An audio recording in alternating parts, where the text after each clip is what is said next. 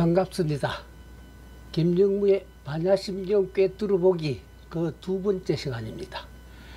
이 시간에는 경전의 제명 마하반야 바라민다 심정에서 마하반야란 말의 의미를 곱씹어 보겠습니다.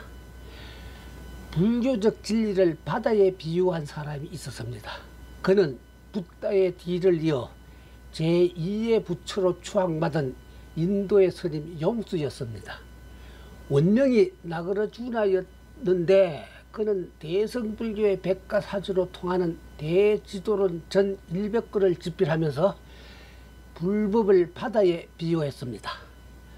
단숨에 냉큼 뛰어 건널 수 있는 실개천이 아니라 불법은 망망대해와도 같단 말을 한 것입니다. 그는 불법의 그 바다에 잠입하려면 우선 믿음이 있어야 하고 불법의 바다를 칼 없이 건너가려면 지혜가 필수적이라 했습니다. 여기서 말하는 믿음이란 붓다의 교리에 대한 철저한 믿음이고, 여기서 말하는 지혜란 세속적인 지혜가 아닌 참 지혜입니다. 그렇다면 바다는 어떤 곳일까요? 바다는 끝없이 넓고 깊을 뿐만 아니라 바다는 맑고 깨끗하여 더러움을 모르고 바다는 또 한없이 값진 보배들을 간직한 곳입니다.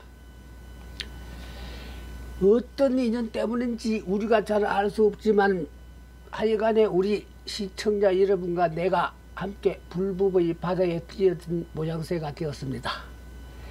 이제 우리는 반야심경이란 이름의 이 바다에서 삶의 진정한 의미를 깨달아 자유로운 삶을 구가할 수도 있을 것입니다. 혹은 값진 보배가 무엇인지 깨닫지도 못한 채 허둥대다가 마침내 미혹에 빠져버릴 수도 있을 겁니다.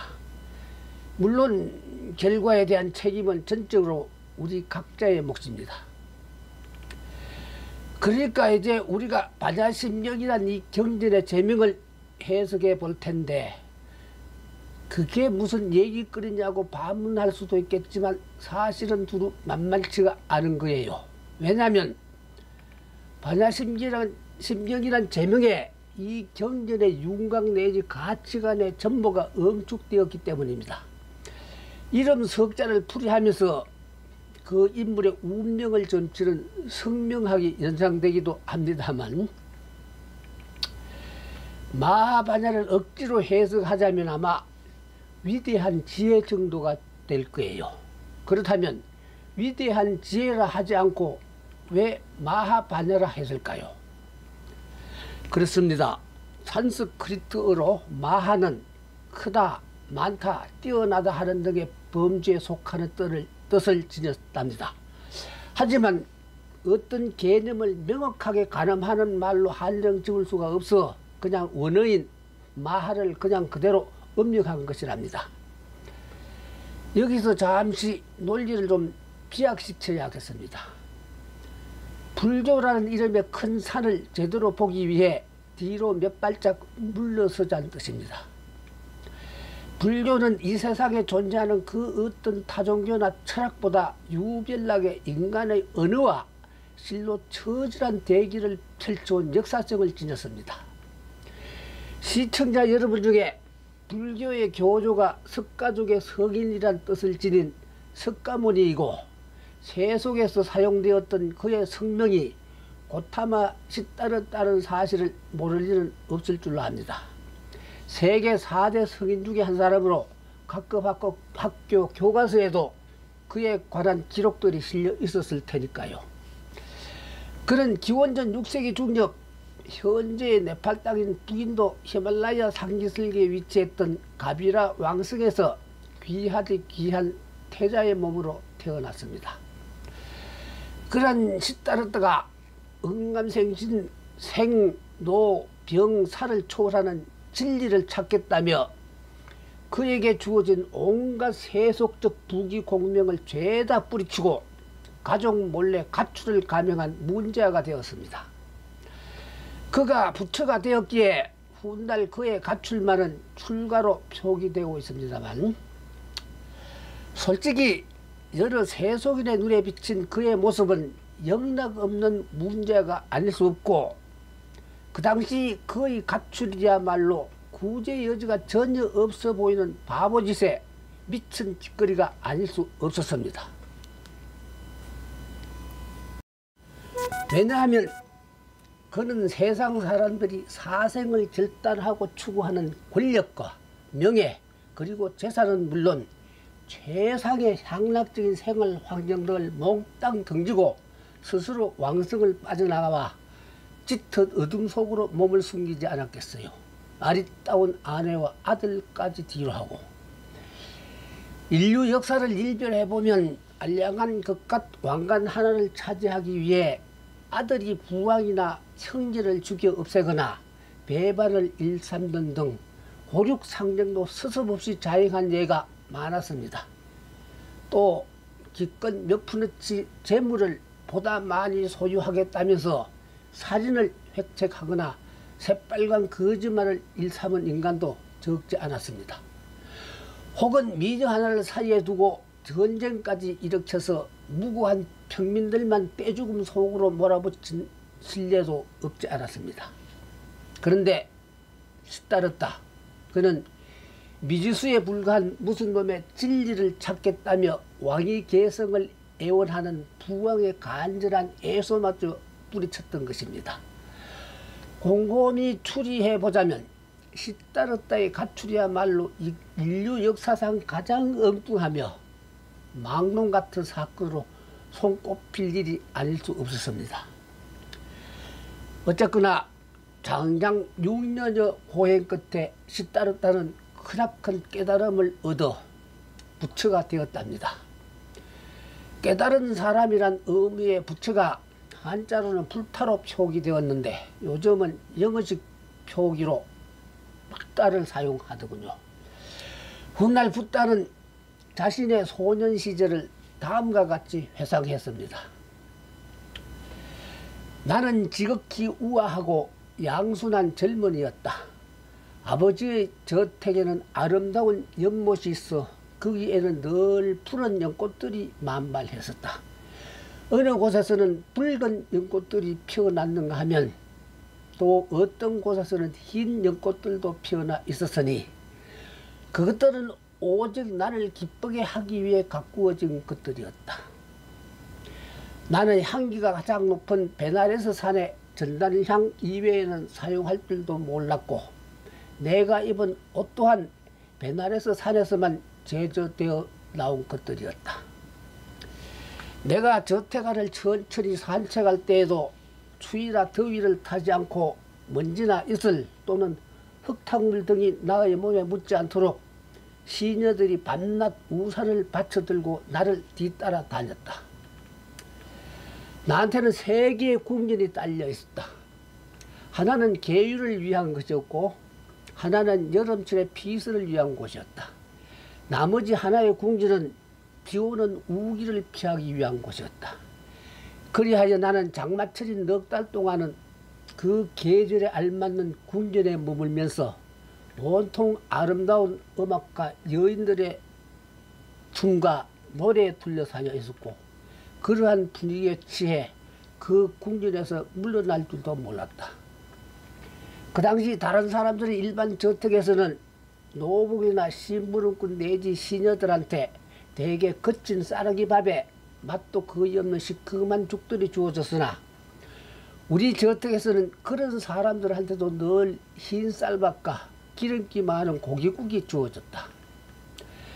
아니할 말로 공자, 소크라테스, 나사렛 예수, 마호멧 등과 같은 역사적 성인들 중에서는 석가모니의 출신 성분이 가장 고귀했답니다. 붓다가 된 시따르다는 장장 49년 동안 미망에 빠진 중생들한테 무려 8만 4천이나 되는 법문, 즉 진리를 향한 경문을 일러주었습니다. 그러니까 그는 중생처럼 인간의 언어를 그 어떤 이보다 진실로 사랑한 사람이었습니다. 그가 발견한 위대한 진리를 일러주기 위한 도구가 바로 말이었으니까요. 심지어 그는 즐거운 교설의 변제라는 기록까지 남겼습니다. 언제 어디서나 그는 자유자재로 교리를 펼쳤고 그의 말에는 설득력이 충만했습니다. 그뿐만 아니라 표현 방법 또한 시기와 장소는 물론 그는 상대방의 수용 능력을 정확히 감안하여 이른바 대기설법을 구사했던 것입니다. 그래서 그는 아무라도 즐겁게 들으면서 이해할 수 있는 말재가를 구사했습니다. 그랬는데 실로 기가 막힐 일은 붓다가 진실로 사랑한 것은 말이 아니라 침묵이었습니다. 그것 또한 너무나 엄연한 사실이어서 붓다의 말들은 결국 침묵을 가리키는 화살표에 불과하게 되었습니다. 80여 세를 넘기고 2월 보름 한밤중에 니연 하반이라는 곳에서 열반에 들 때 붓다가 나는 아무 말도 한 적이 없다 하는 고백을 남겼습니다. 붓다는 깨달음을 얻은 그날 새벽부터 열반의 그 순간까지 단 한마디도 발설한 것이 없다. 이런 기록이 깨달음과 번뇌의 씨앗을 밝힌 능가경에도 적시되어 있습니다. 그리고 또 붓다는 1200여 명의 불자들이 모여있는 영산 집회에서 설법에 대신하여 달랑 연꽃 한 송이만 쳐들어 보인 적이 있었습니다. 그러자 수제자 마하가섭만이 그 의미를 깨닫고 빈건 미소를 지었습니다. 그 순간에 그 행위는 붓다가 자신의 불법을 마하가섭한테만은 제대로 전수한 사실로 여겨지게 되었습니다. 훗날 참선 불교의 교주가 된 그날의 그 마하가섭은 언제나 침묵 속에 잠긴 제자였는데 그날 붓다가 들어 올린 그 연꽃을 보며 그냥 빈끝 미소 한번 지었을 뿐인데 그들 두 사람은 이심전심으로 84,000법문에서 못다스란 진리까지 주고받은 적이 되었다는 것입니다. 그날 마하가섭의 그 미소가 바로 저 유명한 염화 미소로 개념화되었고 전통적으로 한국 불교도 지향하는 선종 불교의 기원이 되기도 했습니다. 어쩌면 불교는 희극의 원조가 될는지도 모를 일 아니겠습니까? 불교는 그처럼 이심전심에 의한 선종과 실로 엄청난 분량의 정전적 이론에 의지하는 교종으로 나눠지기도 했습니다. 결과적으로 붓다는 우리 일상인들이 어느 개념을 여지없이 혁파하려던 위인이 되기도 했습니다. 말은 곧 그 말을 사용하는 그 사람의 생각과 같다고도 했습니다. 생각이 말이 입 밖으로 나오는가 하면 말을 들음으로 인해 생각이 떠오르기도 한다는 것입니다. 따라서 일상인의 어느 개념을 혁파하려 들었던 붓다는 처음부터 우리 중생들의 일상적인 생각을 무자비하게 파괴하려 애선 인물에 속한다고 볼 수도 있겠습니다. 고대 그리스 철학자 플라톤의 저 유명한 저서 대화의 초기 편에는 논쟁에 앞서 참 지혜인 철학을 배우려는 사람은 우선 개인적 믿음에 불과한 속견부터 버려야 한다 하는 말이 실렸습니다. 붓다는 그 말보다 더 단호한 입장을 취했다고 볼 수 있겠습니다. 우리가 일상적 고정관념의 노예가 되어서는 결코 불교적 관문에 들어갈 수가 없고 참 진리는 아예 인간의 언어로 표현할 길이 없다 하는 뜻이 되기도 합니다. 이를테면 언어의 한계에 관한 붓다의 만문이 다음과 같이 표현되기도 했습니다. 맹인에게 과연 무슨 말로 별빛의 찬란함이나 연꽃의 오묘한 아름다움을 설명할 수가 있겠는가?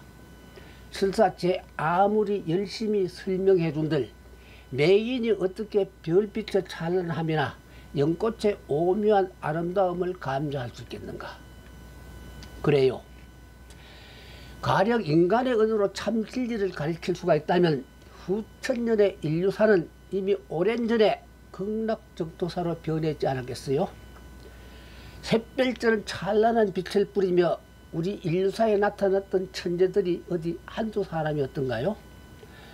또는 인간의 언어가 참 진리를 가리킬 수 있었다면 가지각종 철학사상이며 갖가지 예술이나 학문 등 온갖 인류 문화사는 예전역에 막을 내리지 않았을까 하는 반문도 가능하지 않았겠어요? 인간은 여전히 죽어가는 자신의 존재 이유를 모르기 때문에 오늘도 고달픈 자신들의 삶을 영위한다고 말할 수가 있겠죠. 사람들이 아직도 참다운 사랑의 가치를 알 수 없기에 연애 소설들이 계속 쓰이며 읽힌다고 말할 수도 있겠고요. 저서 철학적 연구를 남긴 현대 언어 철학자 비트겐슈타인은 철학을 한다는 것은 결국 침묵의 법칙을 인정하는 길이다 하는 정의를 남긴 적이 있었습니다. 서양의 경우에는 현대에 왔어야 비로소 인간의 언어 개념과 혈투를 벌이기 시작할 수록 볼 수 있겠습니다. 낯선 비국경이란 불경이 있어요. 밀린다 왕문경으로 지칭되기도 합니다. 그 경전은 고대 그리스의 밀린다 왕과 인도 출신의 나가세나 존자 사이에 이루어진 대화처로 편집이 되어 있습니다. 소성불교에서 아라한으로 지칭되기도 하는 존자란 깨달음을 얻은 사람입니다. 대성불교에서는 깨달은 사람을 보살로 부르고요. 낯선 비구경이란 그 경전에는 자, 번뇌, 유해, 업, 비구의 자격, 출가와 재가의 생활, 열반, 기억의 문제 등 소위 대성불교의 광범위한 주제들이 결코 난해하지 않은 경문으로 전개되어 있습니다.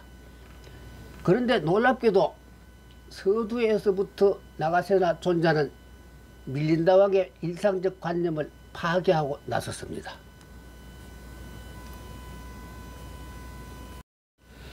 당신의 이름은 무엇입니까? 이처럼 소박하고 평범한 밀린다 왕의 질문에 나가세나 존자는 엉뚱하게도 이런 대답을 해줍니다. 대왕이여, 나는 나가세나라는 이름으로 알려져 있습니다. 그러나 나의 이름은 한갓 명칭에 지나지 않고 거기에는 아무런 인격적 개체도 인정할 수가 없습니다. 아무런 인격적 개체도 인정할 수 없다 하는 나가세나 존자의 그 대답은 실존하는 나라 개체의 본질이 아무개 하는 이름과 아예 무관하다는 뜻이랍니다. 그뿐만 아니라 그 대답은 알고 보면 소위 불교의 무아론, 즉 나의 실체는 없다 하는 이론으로 진입하는 입구가 되기도 했습니다. 나가세나 존자여, 당신의 법납은 어떻게 됩니까? 이번에는 밀린다 왕이 스님의 나이를 물었습니다. 그러자 나가세나 존자는 다시 비유를 들어 다음과 같은 반문을 합니다. 대왕이여, 당신의 그림자가 물 항아리 속에 비쳤습니다. 도대체 당신이 왕입니까? 아니면 저 그림자가 왕입니까? 나가세나 존자여, 내가 왕입니다. 그림자는 나로 인해 생긴 것입니다. 대왕이여, 마찬가지로 내 법납의 횟수가 이를테면 7이란 것이요, 당신의 그림자처럼 나로 인하여 7이란 횟수가 생긴 것이지만 그 숫자는 나와 하등의 관련이 없는 것입니다.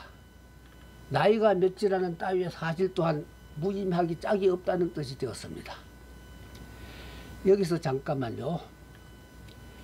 그럼에도 불구하고 참 진리를 가르칠 수 있는 방편으로 어느 이상 편리한 도구가 없다니 이를 또 어찌하면 좋을까요?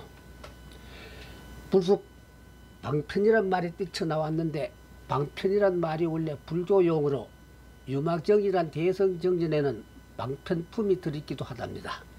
알기 쉽게 뜻풀이를 하자면 A를 가리키기 위해 B를 이용하며 사용했을 때 B가 곧 A를 위한 방편이 되는 것입니다. 그리고 유막경은 속가에 머무르는 보살이며 백만장자인 유마힐과 그를 문병원 붓다 제자들과의 문답을 통해 대성불교의 진리를 어떻게 실천해야 좋은지를 일러주는 경전입니다. 불절이란 붓다의 말과 행동의 기록인데 한마디로 그 불경이 시어와 다를 바 없는 비유나 언어 등으로 점철되다시피 한 까닭 또한 참 진리는 즉스는 도저히 가리킬 수 없기 때문이었습니다. 붓다나 공자 등의 성인들은 위대한 시인은 될 망정 산문 작가의 수는 없는 까닭이 거기에 있었습니다. 이를테면 시어는 상징이나 비유 등으로 위대한 세계를 가르칠 수가 있지만 산문은 구체성을 생명으로 하기에 결코 일정한 범위를 넘어설 수 없다는 한계를 지녔습니다. 붓다의 언어는 진리를 가리키는 하나의 방편이어서 강을 건너갈 때 필요한 나룻배와 같았고 달을 가리키는 손가락에 불과했습니다. 강을 다 건넜으면 나룻배를 버리고 달을 찾았으면 손가락을 잊으려 하듯 참 진리를 찾기 위해서는 언어가 나타내는 일상의 개념에서 벗어나야 한다는 것입니다. 언어가 나타내는 일상의 개념에 함몰되어 버리면 절대로 진리의 세계로 진입할 수가 없다는 뜻이 되기도 합니다. 심지어 불정까지 언젠가는 내팽개치기 위해 당장은 열심히 읽거나 암송을 거듭하고 있을 뿐이라 했습니다. 이제 말머리를 돌려야겠습니다.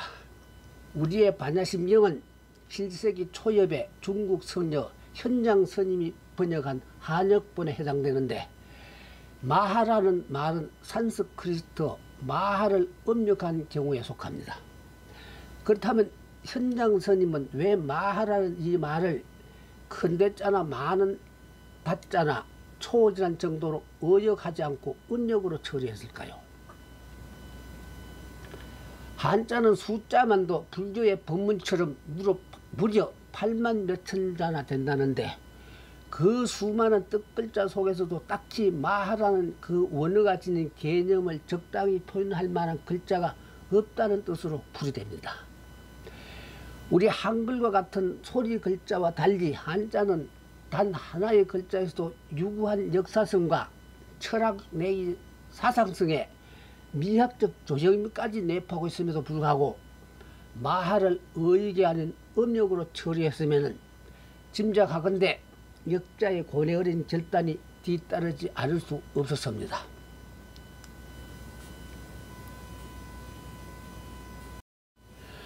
우리들의 의식 구조로 보아 큰 데를 의식하고 보면 당장 작을 소가 떠오르고 말을 의식하고 보면 당장 적을 소가 떠오르는데 마하는 그런 식의 분별이나 비나 대를 필요로 하지 않을 만큼 비일상적 개념을 나타내고 있다는 뜻이 아닐 수 없습니다.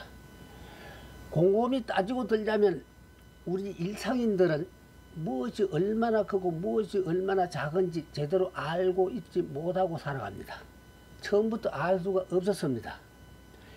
현미경으로나 볼 수가 있는 세포 한 개의 크기를 기준으로 잡고 보면 개미 한 마리도 공룡처럼 거대한 생물이 되는데 전 우주나 지구의 크기의 그 개미를 또 무슨 말로 비할 수 있을까요? 기준이란 잣대 또한 사람에 따라 다르고 사정에 따라 다를 뿐만 아니라 시간이나 환경에 따라서도 달라질 수밖에 없는 것입니다. 불경에는 수미산을 세상에서 가장 거대한 산으로 가정하고 가장 작은 미물로 겨자씨를 예로 든 다음 겨자씨 속에 수미산이 들어갈 수 있다고도 했습니다. 바닷물을 하나의 들구멍이 빨아들일 수도 있는 일이라 했습니다. 소위 불가사의 해탈 법문에 나와 있는 내용인데 하나의 과정이거나 단순한 비유로서가 아닌 불교적 논리로서 그 정당성을 해설하고 있기도 합니다.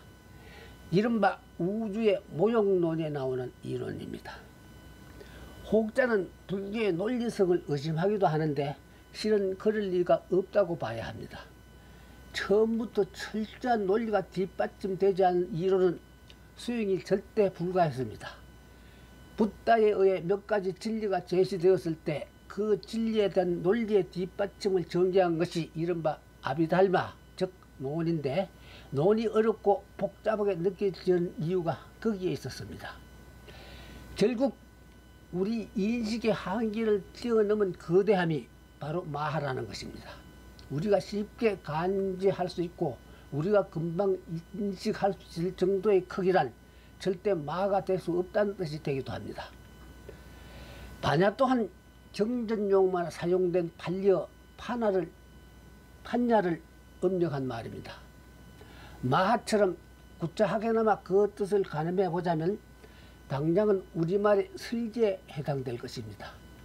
슬기라는 말은 사물의 이치를 헤아려 밝히고 시비와 선악을 정확히 가려내는 분별력을 말합니다. 한자어로 표기하려면 지혜가 될 것입니다. 그런데 한자로 알지자 지혜해자 지혜라 쓰고 보면 그냥 슬기라는 말로 적당히 통하지만 지혜 지자에 지혜해자 지혜로 표기하고 보면 사전에서는 불교 전문 용어로서만 그 뜻풀이가 되어 있습니다.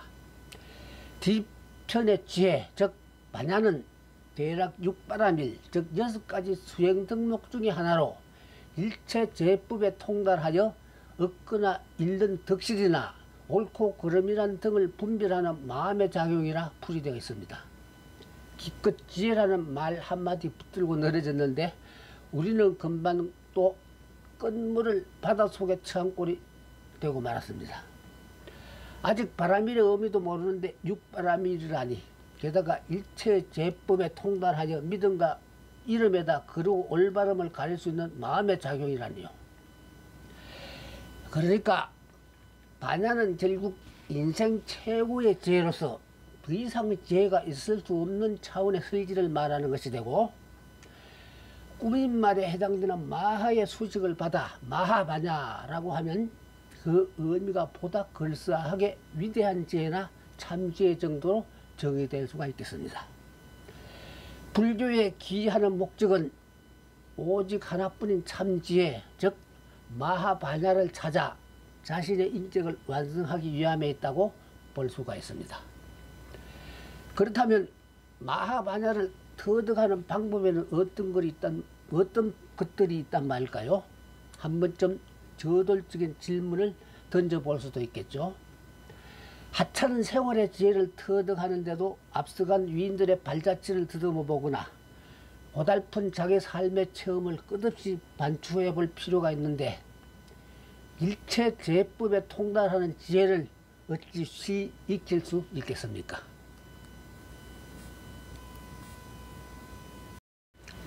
신라의 원효 스님은 마하반야를 찾기 위해서는 문해, 사해, 수해 등의 세 단계가 필요하다고 했습니다. 불법을 어느 누구로부터 직접 들어서 얻은 깨달음이 들을문 지혜해자 문해에 해당되고 그 문해에 이어 명상으로 얻은 깨달음이 생각사 지혜해자 사해요. 그러한 명상에 이어 몸소 수행으로 깨달음이 곧 닦을 수 지혜해자 수혜라 했습니다. 그렇고 보면 현장 스님이 반야라는 말을 지혜라는 말로 굳이 어역하지 않고 음력으로 내버려 둔 일 역시 그럴듯한 판단에 속한 것이 아닐 수 없겠습니다. 우리 일상인이 반야의 뜻을 아무리 잘 정리하거나 확대하거나 유추한다 하더라도 지혜라는 말의 개념으로서는 이 반야 심령에서의 뜻풀이가 완전할 수 없지 않겠습니까? 결국 6가지 바라밀의 의미를 헤아리고 제법의 실상을 터득한 다음에나 반야의 세계를 어림짐작할 수 있다는 뜻이 되겠습니다. 만약 불교적 지혜 혹은 참지혜 등으로 어렴풋하게나마 그 의미를 감지할 수 있는 반야의 진정한 의미를 체득하고 있다면 앞으로 이어지는 본 심정의 의미를 새삼 음미해 볼 까닭도 없어지고 말 것입니다. 결국 여기서 사용된 반야는 무엇을 위한 능력 또는 무엇을 위한 마음의 작용이란 해석도 가능하리라 봅니다. 끝으로 불교에서 사용되는 법이란 말도 일상적 개념과는 엄청난 차이가 난다는 사실을 마음에 새겨 두어야 합니다. 원어가 다름하인 그 법이란 용어도 무척 포괄적인 개념을 지녔는데 특히 진리를 말하기도 하고 불타의 교설 즉 가르침을 말하기도 하는가 하면 어떤 현상을 성립시키는 성질이나 특성을 말하기도 하고 개성을 지닌 일상의 존재 현상을 말하기도 합니다. 이제 이 시간을 마감하겠는데 이 시간에 느낌이나 떠오른 생각들은 댓글로 남겨주십시오. 시청해 주셔서 감사합니다. 다음 이 시간에는 마하바냐에 이은 바람일다 심경에 대한 의미를 우리 함께 헤아려 보십시다.